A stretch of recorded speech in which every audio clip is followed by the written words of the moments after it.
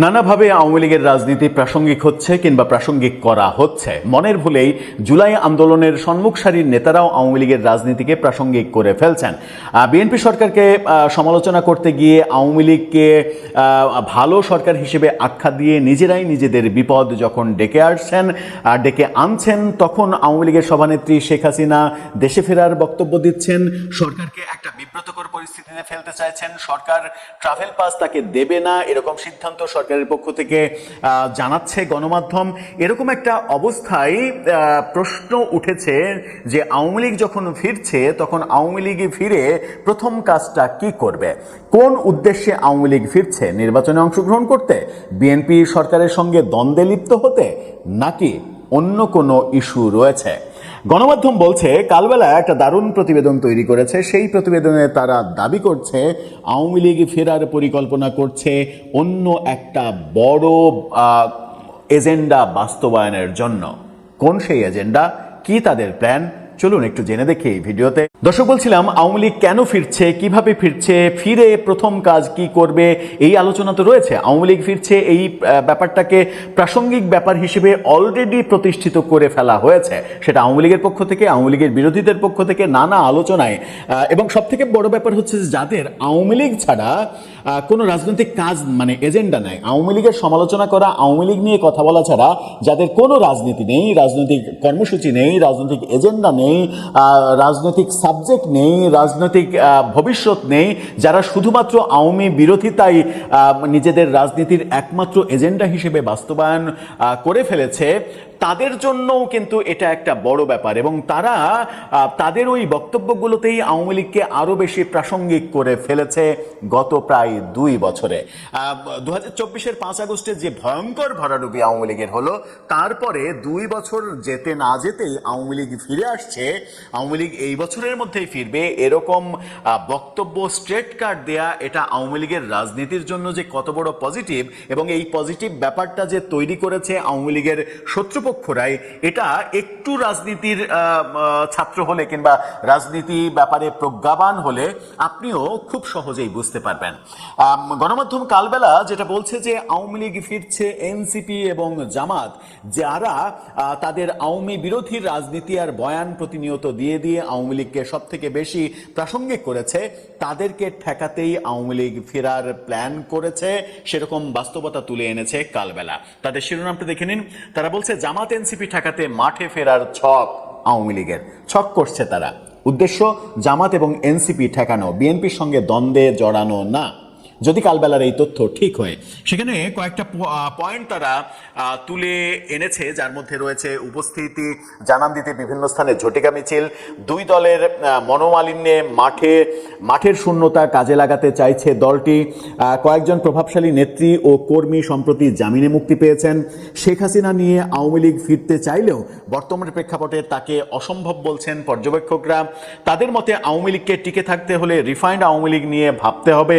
আওয়ামী লীগ রাজনীতিতে ফেরার চেষ্টা করলে সম্মিলিতভাবে প্রতিহত করার ঘোষণা জামাত এনসিপির। এই পয়েন্টগুলো তারা তুলে এনেছে। এই পয়েন্টগুলোর মধ্যে সব থেকে গুরুত্বপূর্ণ পয়েন্ট যেটা, সেটা হচ্ছে যে এই 2 দল এনসিপি এবং জামাতের মধ্যে এক ধরনের মনোমালিন্য তৈরি হয়েছে। আমরা দেখেছি যে গতকালকেও জামাত জোট থেকে একটি ধর্মভিত্তিক দল বেরিয়ে গেছে, তার মানে তাদের জোটের মধ্যে একটা অসন্তোষ তৈরি হয়েছে। সামনে স্থানীয় সরকার নির্বাচনে এনসিপি একা একা নির্বাচন করতে চাইছে এবং ঘোষণা দিয়েছে। এরকম একটা পরিস্থিতিতে ওদের মনোমালিন্যের সুযোগ নেবে আওয়ামী লীগ। সাম্প্রতিক সময়ে শিরিন শারমিন চৌধুরী এবং সেলিনা হায়াৎ আইভীর জামিন, দীপুমণির একটা মামলায় জামিন, বাকিগুলোতে জামিন কেন দেয়া হবে না এই মর্মে হাইকোর্টের রুল, সব মিলিয়ে মানে একটা পজিটিভ থিঙ্কিং আওয়ামী লীগের তৈরি হয়েছে। যদিও সেলিনা হায়াৎ আইভীর মুক্তির পরে তার বাড়িকে কেন্দ্র করে সিসিটিভি লাগানো হয়েছে, কে যাচ্ছে না যাচ্ছে বেরোচ্ছে এগুলো মনিটরিং করার জন্য, তার মানে এক ধরনের গৃহবন্দী করে রাখার চেষ্টা রয়েছে সেলিনা হায়াৎ আইভীকে। সেরকম পরিস্থিতিতে তার পক্ষে কতটা রাজনীতি করা সম্ভব হবে সেই ব্যাপারও রয়েছে।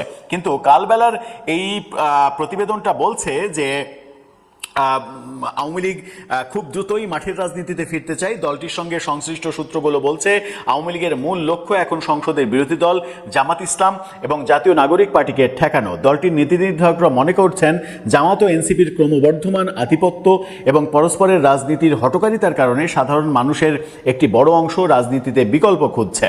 এরই মধ্যে জামাত নেতৃত্বাধীন 11 দলীয় নির্বাচনী ঐক্যে এনসিপির সঙ্গে মনোমালিন্য তৈরি হয়েছে। মাঠের এই শূন্যতা এবং জনগণের ক্ষোভকে কাজে লাগিয়ে কর্মসূচির মাধ্যমে রাজনীতিতে ফেরার নতুন ছক করছে আওয়ামী লীগ এবং সেই নির্দেশনাও তৃণমূলকে দেয়া হয়েছে বলে কালবেলা দাবি করছে।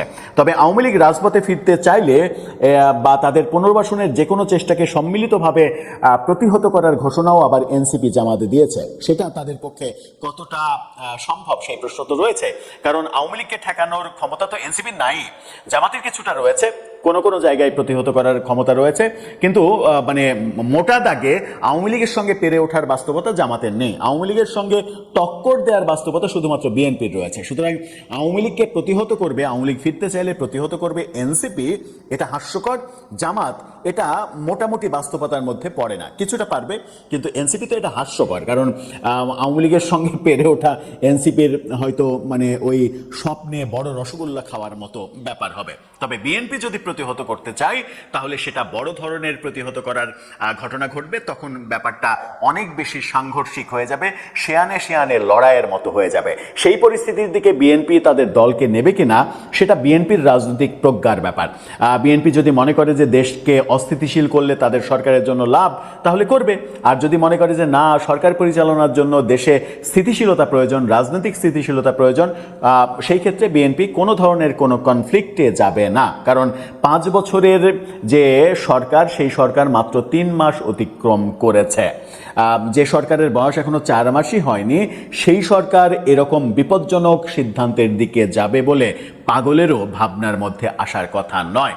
তাহলে আওয়ামী লীগ যেমন টার্গেট করছে যে এনসিপি এবং জামাত যেন বেড়ে না ওঠে, তারা যেন আধিপত্য বিস্তার করতে না পারে, সেটাই তাদের মূল এজেন্ডা হবে, এটা মোটামুটি বিশ্বাসযোগ্য। কারণ কিছু কিছু মানে সূত্র, বিভিন্ন দিকে গুঞ্জন যেটা শোনা যাচ্ছে যে আওয়ামী লীগ মূলত, এবং আওয়ামী লীগের একাধিক নেতার বক্তব্যও আমরা গণমাধ্যমে দেখেছি, তারা বিএনপি সরকারের বিরুদ্ধে কোনো কর্মসূচি দেবে না, অর্থাৎ সরকার পতন, সরকার বিরোধী এই ধরনের কোনো কর্মসূচির মধ্যে তারা যাবে না। তার মানে বিএনপিকে তারা খেপাবে না। আপাতত তারা মাঠে সক্রিয় হবে এবং এনসিপি জামাত যেন প্রভাব বিস্তার করতে না পারে সেই চেষ্টা করবে, যদি কালবেলার এই সূত্র ঠিক কথা বলে। সেটা কি খুব একটা শান্তিপূর্ণ হবে নাকি বাজে পরিস্থিতির দিকে যাবে? আমরা গতকালকেই দেখেছি নোয়াখালীতে আওয়ামী লীগের লোকজন মসজিদের মাইকে ঘোষণা দিয়ে বিএনপির ছাত্রদল যুবদলের উপরে আক্রমণ করেছে। এরকম পরিস্থিতি যদি আবার হয় তাহলে কিন্তু মাঠ ঠান্ডা রাখা একেবারেই সম্ভব হবে না। কিন্তু দিন শেষে আমাদের প্রত্যাশা রাজনীতির কুমতলব, কুটো চাল, এগুলোর মাধ্যমে যেন দেশকে অস্থিতিশীল করা না হয়, দেশের মানুষ যেন শান্তিতে থাকতে পারে। দর্শক, আপনার কাছে কি মনে হয়? আপনার মতামত জানিয়ে লিখতে পারেন আমাদের কমেন্ট বক্সে।